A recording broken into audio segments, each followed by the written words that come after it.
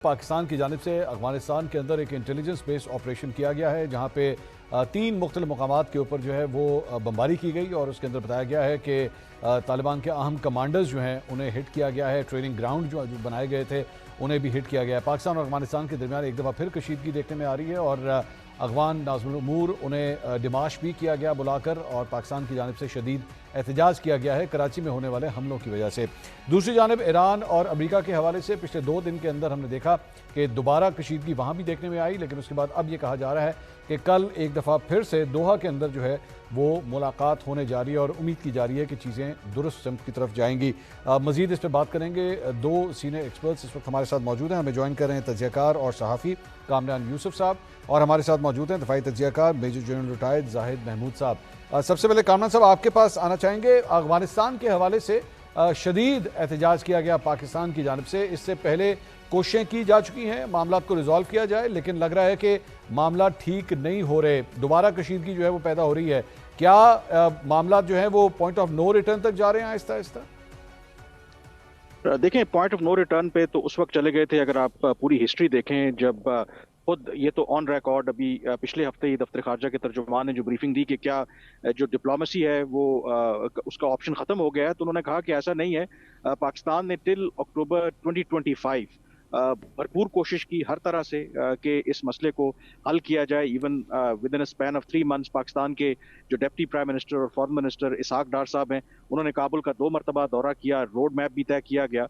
लेकिन तमाम हरबे अपनाने के बावजूद, तमाम जो ऑप्शंस हैं उनको एग्जॉस्ट करने के बावजूद या उनको बताने के बावजूद, जब जो एक सिंगल पॉइंट पाकिस्तान का एजेंडा, सिंगल पॉइंट पाकिस्तान का कंसर्न कि अफगानिस्तान की सरजमीन पाकिस्तान के खिलाफ इस्तेमाल ना हो, अफगान तालिबान एक फैसला कुन कार्रवाई करें इन दहशतगर्द ग्रुपों के खिलाफ, जब वो करने से कासिर रहे। और दूसरी तरफ अगर आप डाटा उठा के देखें तो इस साल भी, यानी कि पहले 6 महीने में जो नंबर ऑफ टेररिस्ट अटैक्स हैं उसमें इंक्रीज आया है। जो नंबर ऑफ हमने इंटेलिजेंस बेस्ड ऑपरेशन किए हैं उनकी तादाद भी बहुत ज्यादा है। तो इसका मतलब है कि जो जुबानी जो भी कॉमन फ्रेंड्स ने इन्वॉल्व होकर कोशिश की बीच बचाव कराने की, अफगान तालिबान ने कुछ वर्बल एश्योरेंसेस दी, लेकिन ऑन ग्राउंड कोई चीज तब्दील नहीं हुई। तो ये जो हमने कार्रवाई देखी, अगर आप देखें, कराची में हमला होता है दहशतगर्दी का और उसके जो एविडेंस मिलते हैं and within no time Pakistan retaliate करता है। तो as long as Afghan Taliban अपनी पॉलिसी तब्दील नहीं करते, तो मुझे तो इस अप्रोच में और ये जो सारा मामला है ये इंटेंसिफाई होता नजर आ रहा है। जनरल साहब, हमने अब तक देखा, इससे पहले भी पाकिस्तान की जानिब से जो है उन हाइडआउट्स के ऊपर, उन ट्रेनिंग कंपाउंड्स के ऊपर जो है वो हमले किए गए हैं, लेकिन इसके बावजूद इससे ज़्यादा एस्केलेट मामला नहीं हुए। आपको लगता है कि जिस तरह की सिचुएशन चल रही है अल्टीमेटली ये एस्केलेशन मजीद एक दफ़ा फिर से हो सकती है? देखिए, जो पाकिस्तान के खिलाफ एप्लीकेशन है वो स्पेरिंगली वो करते रहेंगे जी। खैबर पख्तूनख्वा में तो टेक्निकल लेवल पे वो इन्वॉल्व हुए हैं, और अब अनफॉर्चुनेटली जो टीटीए है और अफगानिस्तान के अंदर जो सेटअप है, जो बलूचिस्तान की एम्प्लॉयमेंट है, अगर 10 बंदों की तश्कील जा रही है वहाँ पे टेररिस्ट की, तो मंसूर साहब उनमें से 2 आपको शायद 1 या 2 मिले जिनका ताल्लुक बीएलए या बीआरए से हो, बुर्रगेड वहाँ के लोग हों, और बाकी सब वो वहाँ पे भी पख्तून जाते हैं 8 से 10।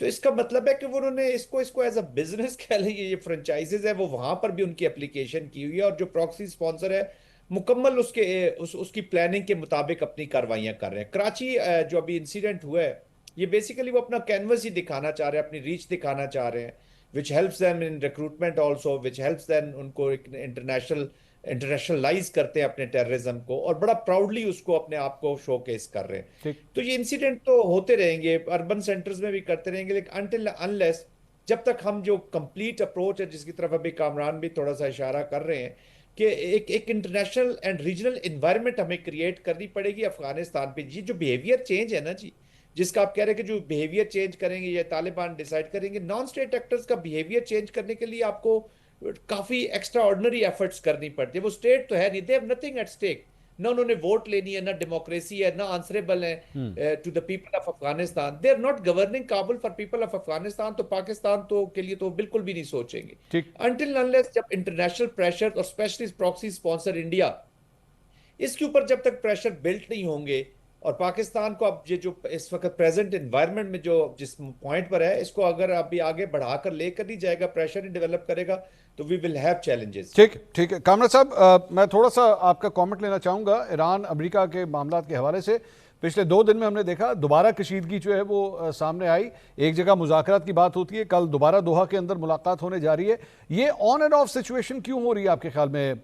कभी कशीदगी होती है, कभी मुज़ाकरात होते हैं?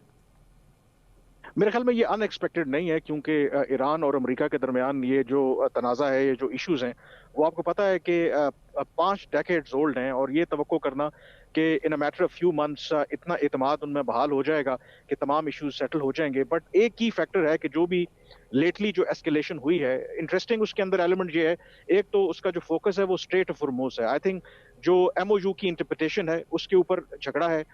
ईरान का ये ख्याल है कि 60 दिनों के लिए उन्होंने अगर अलाउ तो किया है, लेकिन पूरे स्ट्रेट ऑफ हॉर्मुज़ के ऊपर उनका कंट्रोल है। अमेरिका ने on the other hand try किया कि एक पैरेलल जो रूट है along the coastal line of Oman वो एस्टेब्लिश करने की कोशिश की जाए, और जो ईरान का डेजिग्नेटेड रूट है उसको अवॉइड किया जाए। लेकिन जब वो कोशिश की गई तो ईरान की तरफ से कुछ शिप्स को टारगेट किया गया, फिर अमेरिका को रिटेलिएट करना पड़ा।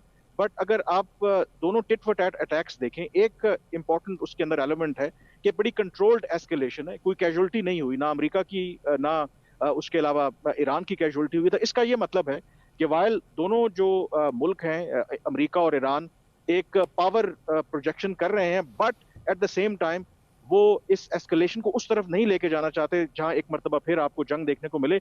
और फिर जब आप जिक्र कर रहे हैं कि कल मुमकिन तौर पर दोहा में टेक्निकल लेवल के ऊपर टॉक्स होंगे, वैसे ये मुज़ाकरात स्विट्जरलैंड में होने थे, मौजू न्यूक्लियर और बाकी इश्यूज था, लेकिन क्योंकि स्ट्रेट ऑफ हॉर्मुज़ को लेकर के उसकी इंटरप्रिटेशन को लेकर के इश्यूज हैं, तो अब पहले उस इशू को सेटल करने की कोशिश की जा रही है, और जो कल मुमकिन तौर पर मुज़ाकरात होंगे उस पर फोकस किया जाएगा।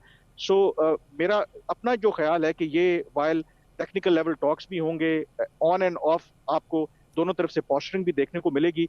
बट हैविंग सेड दैट कि ऑल आउट दोबारा जंग की तरफ जाना, उसके मेरे ख्याल में इम्कानात बहुत कम है। अब जैन साहब, इसमें एक एंगल ज़रा मैं भारत के हवाले से डिस्कस करना चाहूँगा। आयतुल्लाह खamenei के जो आखिरी रसूमात हैं उस सिलसिले में हमें खबर मिली कि शायद वज़ीर आज़म शहबाज शरीफ भी जा रहे हैं, बिलावल भुट्टो ज़रदारी भी उसे अटेंड कर रहे हैं। ईरान की जानिब से भारत को भी इन्विटेशन जो है वो भेजा गया था, लेकिन आज ये खबर आई है कि वो बेसिकली सिर्फ बिहार के गवर्नर को और जो वज़ीर मुमलिकत बराए खारजा हैं उनको भेजा जा रहा है। ना तो मोदी वहाँ पर जा रहे हैं और ना ही भारतीय जो सदर हैं वो वहाँ पर जा रही हैं। तो क्या ये एक बड़ी अपॉर्चुनिटी है? क्या आपके ख्याल में ईरान भी अपना एक फॉरेन पॉलिसी के हवाले से जो उसकी एक अलाइनमेंट थी भारत के साथ, उसमें भी अब एक तब्दीली आएगी इस जंग के बाद, और पाकिस्तान के लिए एक अपॉर्चुनिटी है कि ईरान के साथ जो है अपने ताल्लुकात को और मजीद बेहतर कर सकता है? जी देखिए, जहां तक मंसूर अली खान साहब भारत का ताल्लुक है, भारत के लिए तो कैच 22 है। 4 डेज बिफोर द वॉर 26 फरवरी 2026 को वो नेतन्याहू के साथ खड़े थे, एंड दे वर एक्सपेक्टिंग कि वही 4 दिनों में इन्होंने जॉब डन कर देनी है और हमारा right side of the team आ जाएंगे और फायदा हो जाएगा। वो उनका टॉपसी टर्वी हो गया। ईरान के जिस भी लीडरशिप से हमारी बात हो रही है, यहाँ पर जो उनके लोग हैं उनसे बातचीत हो रही है, एवरीबॉडी अंडरस्टैंड जिस तरीके से मोसाद को सपोर्ट किया गया, इनकी पॉलिटिकल और मिलिट्री लीडरशिप की जो कैपिटेशन की गई उसमें उनका रोल मौजूद है जी, और उनके ट्रेस भी पाए जा रहे हैं। और भारत के अंदर भी जो स्ट्रेटेजिक माइंड है वो ये एम्फसाइज यही कर रहा है कि किसी नुमाइंदे को जाना चाहिए। जब इंदिरा गांधी की भी डेथ हुई थी तो प्रॉब्ली सुप्रीम लीडर वहां पे आए थे, अफसोस भी किया गया था। They had very good relation, but probably they are conscious. America को भी नाराज नहीं करना चाह रहा भारत, और इसराइल को तो बिल्कुल ही नाराज नहीं करना चाह रहा, क्योंकि इतना आइसोलेट हो चुका है डिप्लोमेटिकली कि दे डोंट वांट के अभी ये 2-4 चाहे रॉन्ग साइड पे ही हैं, लेकिन उनके साथ वो अपने ताल्लुकात बाहर रखे। बाकी उसका कमीलियन अप्रोच है, जो ही ये वॉर शॉर खत्म होगी वो कोई ना कोई पैंतरा बदलने की कोशिश करेगा, गिरगिट की तरह रंग बदलेगा। उनकी diplomacy is all chameleon, so this is their very character. वो बैंक उसी पे करेंगे कि हम अपने कैरेक्टर का पूरा फायदा उठाते हुए रीसेट यहाँ पे भी ठीक कर लेंगे, लेकिन एज ऑफ नाउ वो ये रिस्क लेना नहीं चाह रहे जी। और ऑफ कोर्स पाकिस्तान की देखिए रिकग्निशन अवाम में चली गई है। ईरान के जो यूथ जिन्होंने ये जंग देखी है उसके दिलों में ये तौमर रहेगा कि पाकिस्तान किस वक्त किस मौके पर कैसे हमारे साथ खड़ा था। तो प्रॉब्ली ये this is bottom to top, people to people शुरू हुई है, गवर्नमेंट लेवल तक है और ऊपर से नीचे की तरफ भी है, टॉप टू बॉटम। इस पे अब बिल्ड करना हमारी सुपीरियर डिप्लोमेसी का काम है कि अच्छी सुपीरियर मनूवर करें और इसको लॉन्ग टर्म एडवांटेजियस फ्रेंडशिप में कन्वर्ट रखें और फिर उसको मेंटेन करें। दोस्तियां बन जाती हैं कैरी फॉरवर्ड करना और मेंटेन करना is the real art of diplomacy which Pakistan will have to do it themselves, वरना तो लोग अपने इंटरेस्ट को ही गार्ड करते हैं।